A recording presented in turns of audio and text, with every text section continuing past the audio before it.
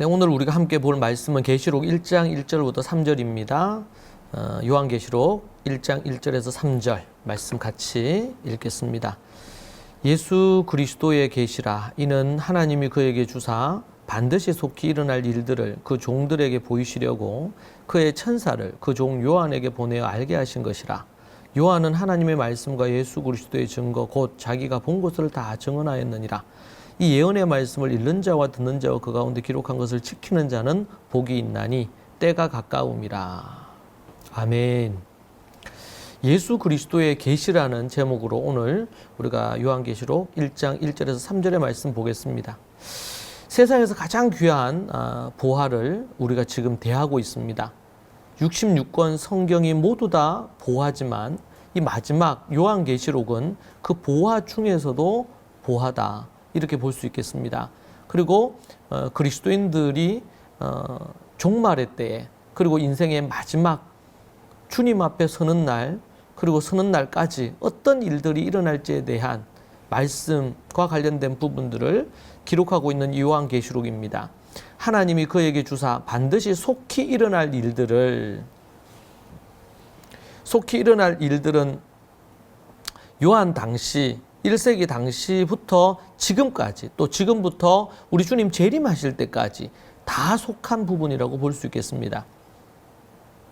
이것을 여러분의 것으로 만드는 방법은 이 말씀을 묵상하고 하야하고 시화하는 것입니다.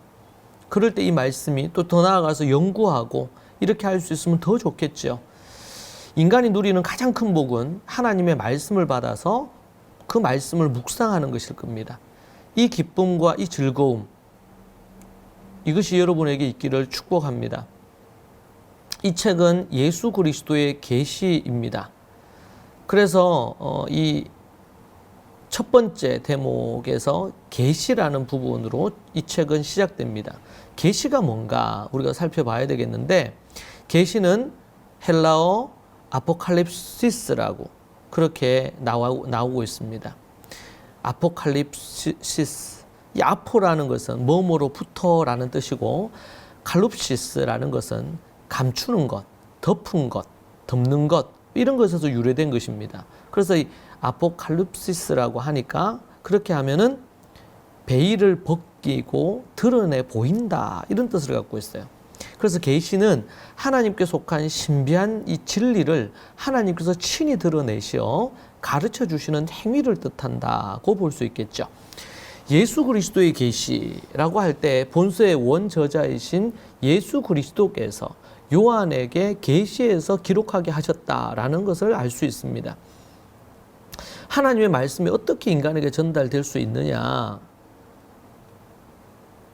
그것은 바로 하나님이 예수님을 통해서 인간 저자인 요한에게, 아니면 마태에게 그렇게 해서 전달되어지는 것입니다. 2세기 이후에 이 책을 계시록이라고 불렀습니다. 그 이전에는 예수 그리스도의 계시로 불려졌다고 합니다. 책의 첫 문장이 바로 그렇게 나옵니다. 아포칼립시스 예수 그리스도 이렇게 나옵니다. 그래서 예수 그리스도의 계시라 그렇게 나오는 거죠. 이것이 바로 책 제목이었습니다. 우리 창세기도 그렇고 출애굽기도 그렇지만 원래는 이 책의 첫 번째 그 단어나 문장을 책 제목으로 삼는 것이 일반적이었습니다. 이 문구는 이곳 외에도 베드로전서 1장 7절 그리고 13절에만 언급되는 매우 중요한 단어 아포칼립시스라는 부분입니다. 계시라는 뜻입니다. 예수 그리스도의 계시라고 할 때 이것은 바로 예수 그리스도에 의해서 천사에게 주어진 계시다, 이런 의미고요. 또한 예수 그리스도 자신에 관한 것으로 그분에게 속한 것이고 그분이 직접 주신 것이다 라는 뜻을 갖고 있습니다. 그러니까 예수 그리스도에 의해서 천사에게 주어진 계시, 이런 의미이기도 하고 예수 그리스도 그분 자신에 대한 계시다, 이런 의미로 우리가 이 두 가지로 우리가 이해할 수 있습니다. 예수 그리스도 자신 또는 그분이 드러내시려는 것, 하나님의 것이죠. 그것을 말하는 것입니다. 예수님이 자신의 뜻을 감추어졌던 비밀이라고 그렇게 얘기를 하고 있는데요. 감추어졌던 비밀을 요한에게 계시하시는 것입니다. 자, 그래서 이 감추어졌던 비밀, 이 비밀을 드러내시는 것입니다. 자, 그것은 무엇입니까? 요한에게 보여주신 것인데요. 현재의 일임과 동시에 장차 일어날 일을 말씀해 주십니다. 그런데 그것이 뭐예요? 직접 본 거예요. 요한이 본 겁니다. 요한이 본 것을 보여주신 것, 그것을 현재 장래에 일어날 일들을 말씀해 주시는 것입니다. 성경은 하나님과 예수님의 계시의 책입니다.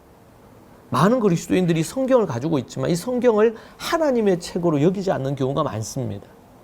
하나님의 책으로 소중히 생각하지 않거나 하나님이 직접 우리에게 누군가를 통해 계시해 주신 것으로 받아들이기보다 19세기를 넘어서고 20세기 오고 이렇게 하면서 서구를 중심으로 해서 성경이 하나님의 책이기보다 인간 저자들이 짜집게 하여 만든 책으로 이렇게 이해를 했습니다. 그러면서 하나님의 권위를 지금 유럽이나 이런 데 보면 성경 말씀을 읽고 설교를 하지 않는 곳이 너무나 많습니다. 왜 그렇습니까? 하나님의 계시의 책으로 믿지 않는 것입니다. 이 타락한 교회들과 타락한 시대 속에 우리는 살고 있고요. 그래서 기독교는 성삼위 하나님이 계시하심으로 시작합니다. 그래서 기독교를 이 하나님을 믿는 믿음의 신앙을 이걸 기독교 종교화함으로 말미암아 교회에서 유럽 교회에서는 종교 강의를 합니다. 성경뿐만 아니라 다른 자료들을 다른 종교의 자료들을 갖고도 가르친단 말이에요. 종교 철학을 가르치는 것이죠. 만약에 독일이나 이런 종교 철학이 아니라 성경을 가르치면 그것은 매우 미개하고 잘못된 것으로 인식되고 있는 부분이라는 얘기를 들었습니다. 참으로 안타까운 일입니다. 우리는 분명히 알아야 됩니다. 성경은 계시의 책이다. 누구의 계시의 책이냐? 예수 그리스도의 하나님의 계시의 책입니다. 성삼위 하나님의 계시하신 것을 말하고 있는 책인 것입니다. 우리 기독교는 성경을 믿는 그리스도인들은 인간이 찾아서 구하는 신을 믿는 게 아닙니다. 인간이 만든 신이 아닌 것이죠. 계시라는 개념이 너무 중요해요. 그래서 하나님이 인간을 찾아오시고 하나님이 자신을 드러내시지 않으면 인간은 하나님을 알 수가 없고 하나님의 뜻과 의도를 알 수가 전혀 없습니다. 기독교 교회는 성삼위 하나님의 계시입니다. 요한계시록을 통해 삼위 하나님을 만나고 미래에 일어날 일을 알게 되는 것입니다.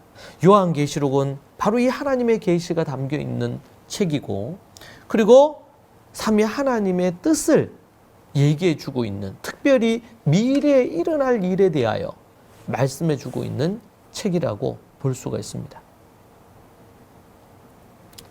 그런 부분으로 우리가 살펴보시면 되겠습니다. 오늘 우리가 말씀을 통해서 이 예수 그리스도의 계시라는 부분을 우리가 이 요한계시록에 있어서 너무나 명확하게 이해해야 되겠고, 요한계시록뿐만 아니라 성경 66권 전체가 하나님의 계시의 말씀이므로 두려움으로 이 말씀을 받아야 되겠고, 너무나 소중한 부분으로 이 말씀을 받아야 되고, 이것은 지켜 행하기 위해서 주신 하나님의 계시임을 기억해야 됩니다. 이 말씀을 여러분들이 그렇게 귀하게 여기시기를 축복합니다. 그런 여러분의 삶이 되기를 바랍니다. 이 시간 같이 이 말씀 붙들고 기도하겠습니다. 하나님의 계시의 말씀으로 이 말씀을 받고 보화와 같이 이 말씀을 우리가 받을 수 있도록, 하나님의 계시의 이 말씀을 소중히 여길 수 있도록 우리가 이 말씀 붙들고 함께 하나님 앞에 부르짖어 기도하기를 소망합니다. 함께 하나님 앞에 기도하시겠습니다.